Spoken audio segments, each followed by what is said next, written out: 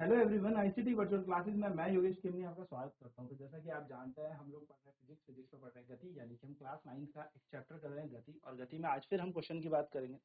तो क्वेश्चन आपके सामने है, a body is moving with a body started from rest and moving with a constant acceleration of moving with constant acceleration of 20 meter per second square for time 5 seconds. Find its final velocity. Second, displacement covered in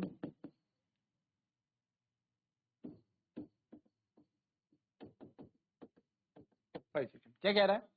एक वस्तु विराम से शुरू होकर एक वस्तु विराम अवस्था से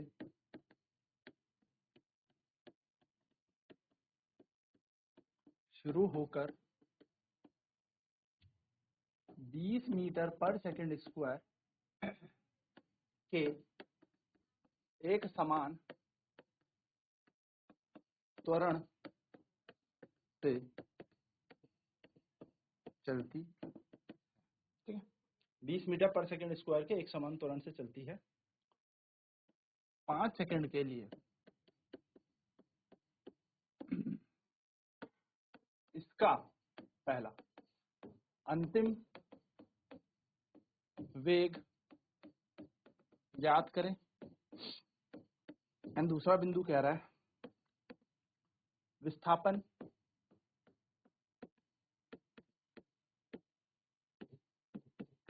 ज्ञात करें 5 सेकंड में, यानी कि 5 सेकंड में कितनी विस्थापित हुई है ये आपको ज्ञात। तो ये दो चीज आपको दे रखी है। चलिए फटाफट से लिखेंगे एंड सॉल्व करेंगे।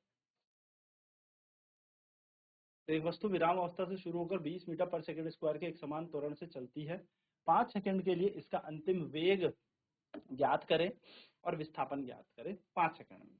तो हमें क्या क्या दे रखा है, सबसे पहले हम वो लिख लेते हैं। हमें जो जो इस क्वेश्चन में दे रखा है, जैसे हमें पता है body start from rest, body start from rest, यानी कि वस्तु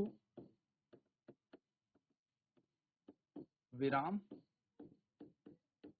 अवस्था से शुरू होती है।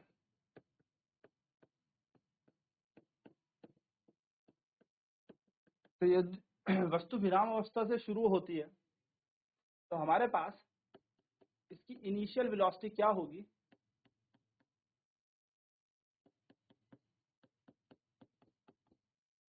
इनिशियल वेलोसिटी यानी कि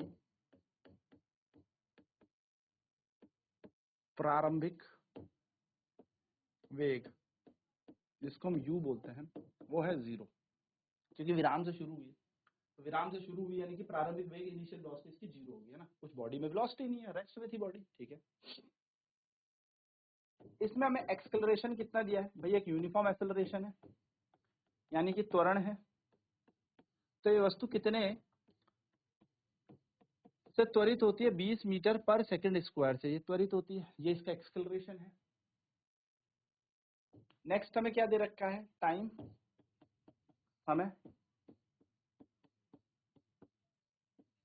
समय टाइम हमें दे रखा है। तो टाइम है 5 सेकंड, ये हमें दे रखा है ना। हमसे सबसे पहली चीज क्या पूछी है कि इसकी फाइनल वेलोसिटी बता दो, यानी कि इसका अंतिम वेग बता दो, हमसे ये पूछा है।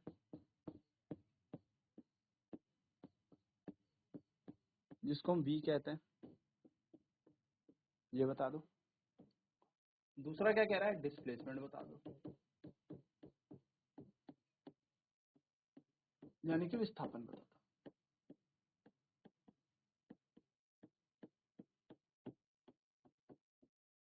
ये दो चीज हमसे पूछ ली, ये चीजें बता, ठीक है। क्या पूछ लिया हमसे? फाइनल वेलोसिटी, अंतिम वेग बता दो, और दूसरा विस्थापन हमसे पूछा। तो चलिए फटाफट पहले गिवन डाटा लिख लेते हैं, जो भी हमें क्वेश्चन में डेटा दिया हुआ है।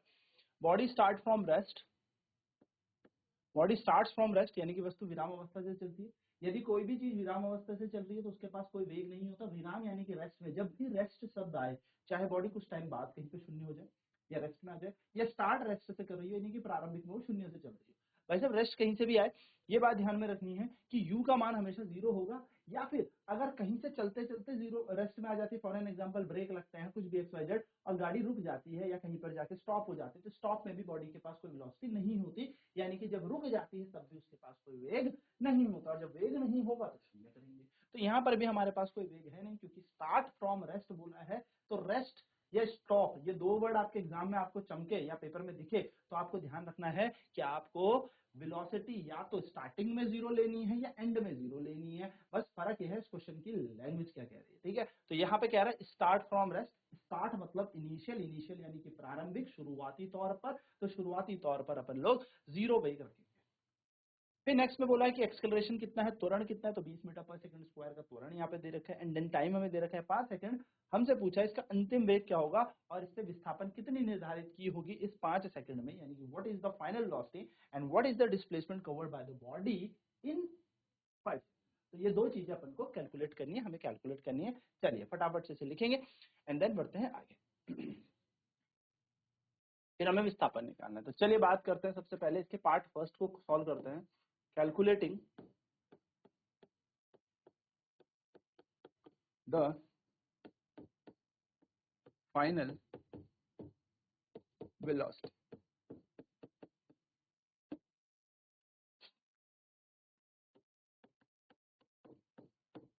अंतिम वेग का ज्ञात, या अंतिम वेग का की गणना करते हैं।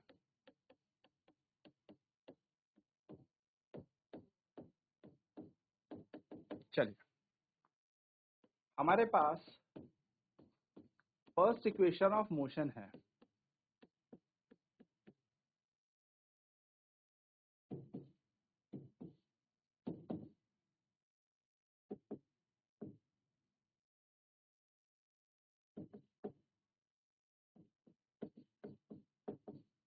ना, गति के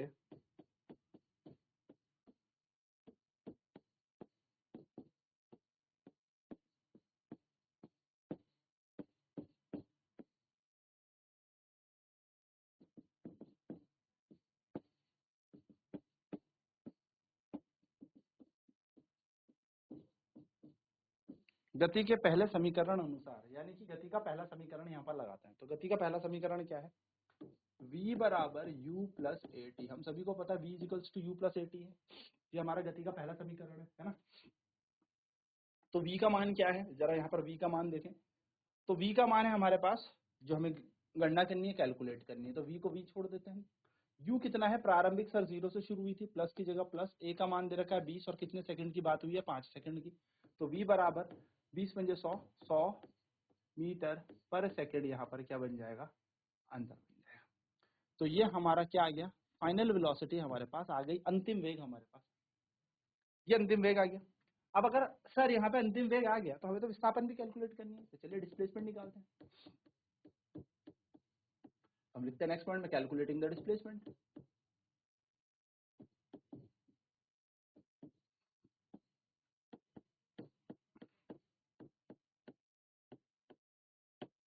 विस्थापन ज्ञात या विस्थापन की गणना।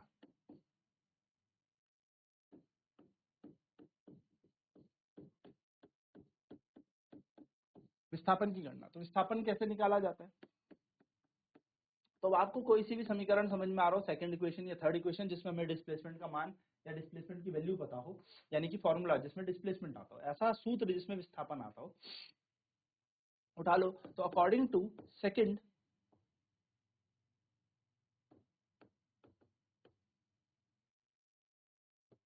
इक्वेशन ऑफ मोशन,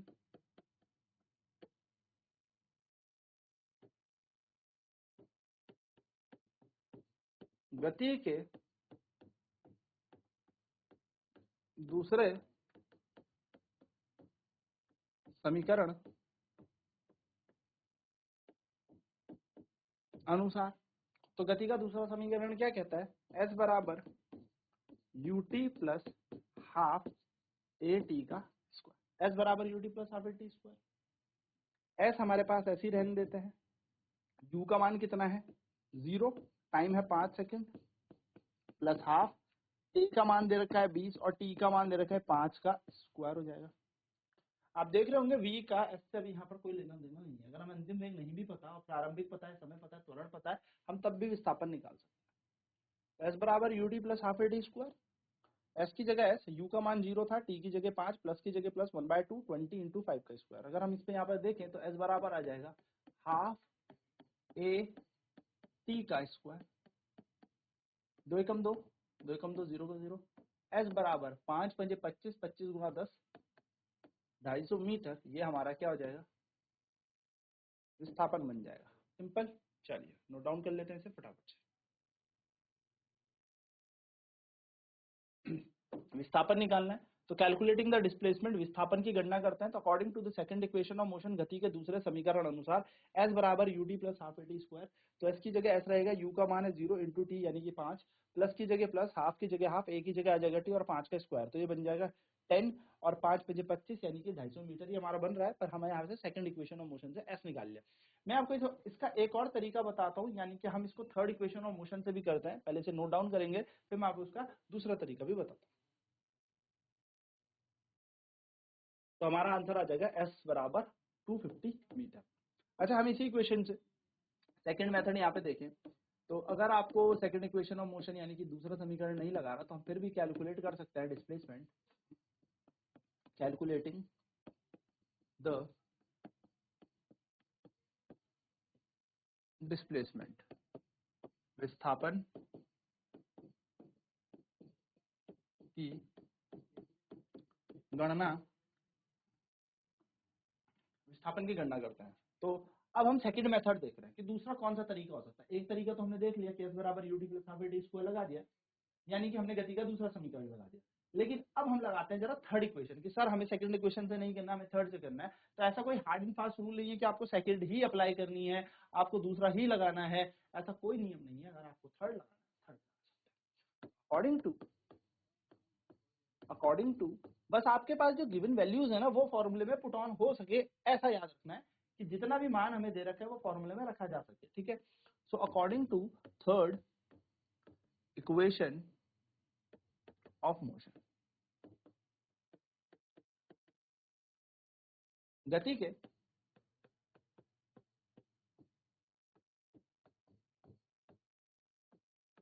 तीसरे समीकरण अनुसार, गति के तीसरे समीकरण अनुसार v स्क्वायर बराबर u स्क्वायर प्लस 2as होता है। v square equals to u square plus 2as हमारे पास गति का तीसरा समीकरण होता है। तो v का मान कितना निकाला था हमने, गौर करें। तो v का मान तो हमने पहले समीकरण से निकाल लिया था, 100 मीटर पर सेकेंड। तो चलिए देखते हैं। 100 का स्क्वायर विराम अवस्था से शुरू हुई थी, तो 0 का स्क्वायर प्लस 2, a का मान है 20 और s की जगह आ जाएगा s।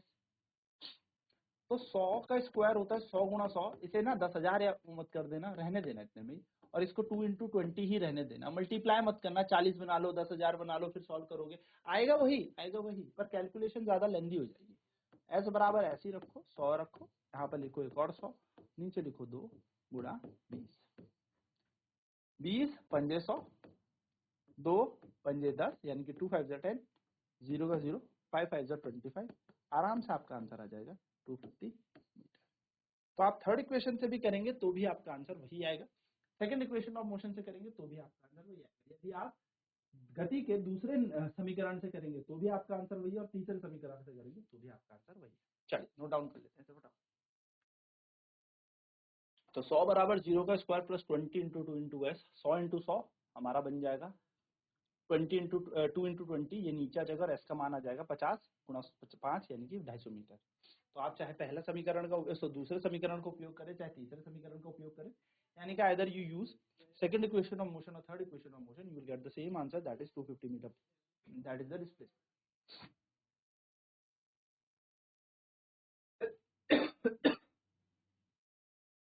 तो क्या किया आपने आपने फॉर्मूला देखा, आपने देखा गिवन डाटा क्या क्या दे रखा है आपको, किस किस का मान आपको दे रखा है, जैसे u का मान आपको दे रखा था, a का मान आपको दे रखा था, t का मान समय आपको दे रखा था, और आपको अंतिम वेग पूछा था। आपने कुछ नहीं किया, पहला इक्वेशन ऑफ मोशन लगा दी, पहली इक्वेशन ऑफ मोशन जैसे ही लगाई, यानी कि गति का जैसे ही पहला समीकरण लगाया, आपका v निकल गया 100 मीटर पर सेकंड। अब आपको डिस्प्लेसमेंट पूछा था, डिस्प्लेसमेंट यानी कि विस्थापन पूछा था, तो विस्थापन के लिए क्या हुआ, सेकंड इक्वेशन ऑफ मोशन यानी कि दूसरा समीकरण लगाया, s बराबर ud plus half at square, बस वैल्यूज को रख दिया, जो भी आपको दे रखा था, आपका आंसर 250 मीटर आ गया। अब ऐसा तो नहीं है कि आप सिर्फ पहले दूसरे समीकरण से कर सकते हो, सेकंड मेथड हमने क्या देखा, आप यहाँ पर विस्थापन तीसरे समीकरण से भी निकाल सकते हो, थर्ड इक्वेशन ऑफ मोशन से भी निकाल सकते हो, v square equal to u square plus 2as। तो आपने क्या किया है, आपने वो सारी वैल्यूज जो भी थी यहाँ पे रख दी, v का मान 100 था तो 100 लगा दिया, 0 का स्क्वायर 2 into 20 सॉल्व करेंगे तो 250 मीटर यहाँ पे आपका आंसर आ रहा है। तो इस तरीके को भी आप यूज करके कर सकते। तो ये क्वेश्चन थे हमारे पास कि किस तरीके से हमें इक्वेशन ऑफ मोशन का उपयोग करके वेलोसिटी, डिस्प्लेसमेंट, एक्सेलरेशन, ये सारी चीजें निकालनी है। हमने ग्राफ रिलेटेड क्वेश्चंस भी देख लिए, सारी तरीके के इसके क्वेश्चन देख लिए। नेक्स्ट क्लास में अब हम बढ़ते हैं यूनिफॉर्म सर्कुलर मोशन की तरफ, यानी कि एक समान वृत्ताकार गति पे, और हमारा ये चैप्टर खत्म हो जाएगा। तो मिलते हैं नेक्स्ट क्लास में। आज की क्लास में इतना ही। ICT वर्चुअल क्लासेज में जुड़ने के लिए धन्यवाद।